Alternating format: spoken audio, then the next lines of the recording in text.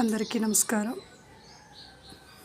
Idli with పల్లీ చట్నీ ఈరోజు మా బ్రేక్ఫాస్ట్. ఈ స్టాండ్ నేను యూజ్ చేస్తానండి. ఇందులోనే ఇడ్లీ వేసి పెట్టేసి తర్వాత పిల్లలకి ఈ ప్లేట్స్తోనే సర్వ్ చేస్తాను. క్లీన్ చేసుకోవడానికి కూడా నాకు బాగుంటుంది. టైం సేవ్ అవుతుంది, నాకు కొంచెం తొందరగా క్లీన్ చేసుకుంటా. కావాల్సినవి కూడా ఈ వీడియోలో చూపిస్తున్నాను. సరే, ఇంకా ఇడ్లీ పెట్టేద్దాం.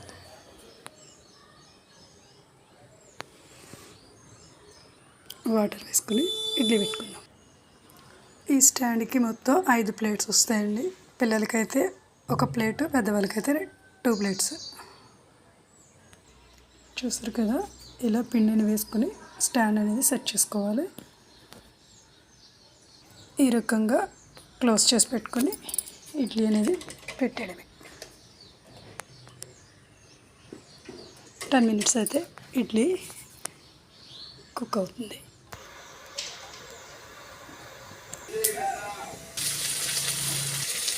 ఇందాక వీడియోలో చూపించినటువంటి అన్నీ కూడా ఫ్రై చేసుకుందాం. చూస్తున్నారు కదా, ఇలా ఫ్రై అవ్వాలి. మేము ఎక్కువగా ఇంట్లో పచ్చిమిర్చి వాడమండి. ఎండుమిరపకాయలతోనే చట్నీ చేస్తూ ఉంటాం. కానీ పచ్చిమిర్చితో చేస్తే చట్నీ ఇంకా బాగుంటుంది. మొత్తం పచ్చిమిర్చి అయితే. ఇడ్లీ కంప్లీట్ అయిపోయింది. ఇడ్లీ కంప్లీట్ అయిన తర్వాత ఇంకా చట్నీ కూడా మిక్సీ పట్టుకుందాం. పల్లీ చట్నీ కూడా రెడీ అయిపోయింది. తాలింపు వేసుకున్నాం.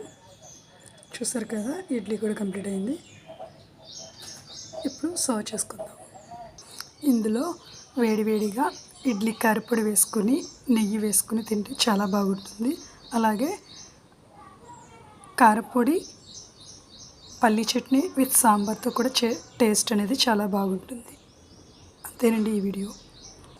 నా ఛానల్ని సబ్స్క్రైబ్ చేసుకోండి.